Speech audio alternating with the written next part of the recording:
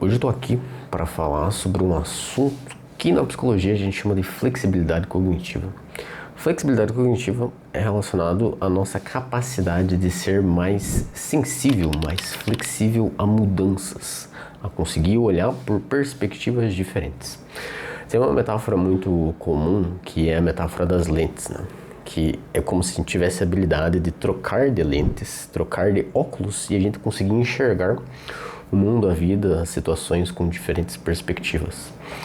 E se a gente olhar de uma forma sincera, parece ser algo muito útil, né? Já que situações diferentes podem precisar de soluções diferentes, por que não seria útil ter essa capacidade de alternar entre diferentes perspectivas, entre diferentes lentes?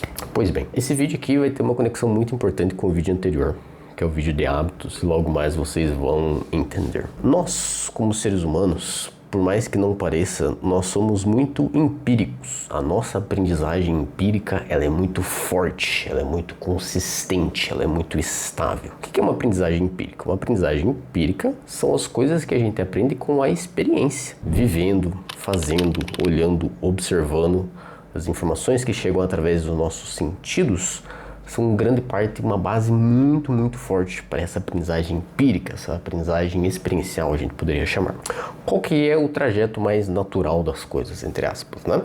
Mais comum, não necessariamente natural, mas o mais frequente no desenvolvimento humano. A gente vai crescendo, a gente vai tendo experiências, e essas experiências vão moldando, criando a nossa perspectiva principal de como a gente vai julgar a vida, de como a gente vai interpretar a vida. Dentro de uma lógica da terapia cognitivo-comportamental, por exemplo, a gente poderia chamar isso de crenças. Se a gente for pensar mais na experiência emocional, na forma como a gente reage emocionalmente, numa terapia do esquema, a gente poderia chamar de esquema. Diferentes vertentes de terapias psicológicas podem dar diferentes nomes, mas esse é um fenômeno que acontece. As experiências que a gente vive vão trazendo informações, vão trazendo dados sensoriais que vão moldando, criando essas lentes para a gente enxergar, julgar, interpretar, que vai ser um ponto estável de referência para a gente tomar as nossas decisões, para a gente fazer as nossas escolhas. Como a gente aprende com as experiências e como as experiências elas são muito, muito relevantes, a gente acaba sendo enviesado pelas nossas experiências e a gente acaba esquecendo de um detalhe que é muito importante, que é o fluxo natural de mudança das coisas, de mudança das situações. Mesmo a pessoa que vive no contexto mais controlado, no contexto mais tranquilo, no contexto em que as variáveis não mudam, mesmo essa pessoa, ela passa por mudanças contextuais, no sentido assim, o contexto ele nunca é 100% mesmo, ele nunca é 100% estável.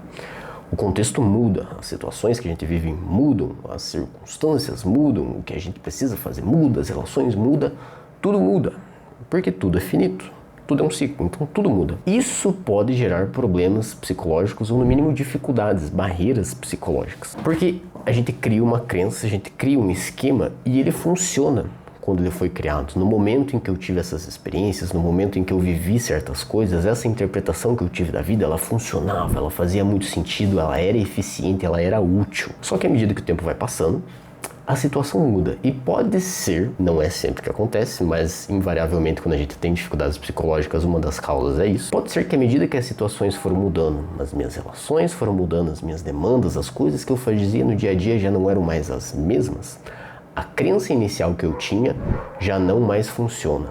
O esquema inicial que eu desenvolvi, que eu construí, já não é mais adaptativo, já não é mais funcional. Em vez de me ajudar a lidar com o mundo, ele mais me atrapalha. E aí eu tenho que conseguir desenvolver a habilidade de trocar, deixar essa lente de lado, entender que ela foi útil, ela me ajudou e ela fazia sentido em um determinado período, mas que agora não mais. Agora ela não faz mais sentido, agora eu preciso desenvolver algo novo que faça mais sentido para o meu momento, para a minha vida atual. Por que que isso é difícil? Porque a gente tem um apego, a gente tem um viés de que a gente quer acreditar que a forma com que a gente fazia as coisas continua funcionando, a gente quer acreditar que as coisas não mudaram. E é quase instintivo, é quase natural, não é nem algo consciente, e você tem um certo receio de abrir mão das coisas. Talvez uma das principais habilidades que seja importante de nós como seres humanos, como adultos, aprenderem é a habilidade de abrir mão. A habilidade de abrir mão é a habilidade de aceitar que algo que fazia sentido no passado, de algo que funcionava no passado, funcionava no passado. E pode ser que no presente isso deixou de fazer sentido. Isso deixou de funcionar. E não tem problema. Só que se a gente não consegue abrir mão, se a gente não consegue aceitar, a gente fica preso a um esquema, a uma crença, a uma lente que não faz mais sentido com o presente que a gente está vivendo. Eu falei que a gente ia conectar com o vídeo de hábitos, né? O que a gente conecta com o vídeo de hábitos? Normalmente, quando a gente passa muito tempo em uma crença, em um esquema, é quase como se aquilo virasse um hábito, é quase como se eu interpretar por aquela perspectiva fosse algo automatizado, fosse algo tão natural que é difícil eu não fazer por aquilo. Obviamente, se eu quero mudar, se eu quero aprender a treinar essa habilidade, vai exigir um certo esforço. Eu preciso me planejar conscientemente para fazer isso. Então eu tenho que organizar um tempo no meu dia a dia, um tempo na minha rotina para eu parar e pensar especificamente sobre isso. O que está acontecendo na minha vida? Está acontecendo isso, isso, isso. Como é que estão as minhas relações? O que eu gostaria que fosse diferente? O que está legal? O que não está legal? O que está no meu controle? O que não está no meu controle? E eu simplesmente ser sincero, tá? Pensando em tudo isso. O que eu quero fazer? O que eu quero com a minha vida? O que faz sentido nesse momento? Ou seja, algo que parece tão bobo, né? Que você fala assim, flexibilidade cognitiva, será que isso é importante ou não?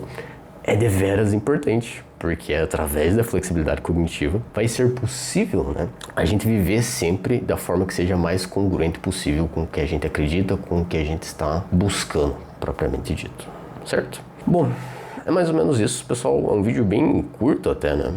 Mas é uma ideia que eu acho importante, é uma ideia que muitas vezes surge em psicoterapia, é uma ideia que surge em conversa sobre psicologia, e às vezes a gente não entende muito bem o que é flexibilidade cognitiva ou por que é importante, né? Por que às vezes esse é o alvo principal de um processo de psicoterapia.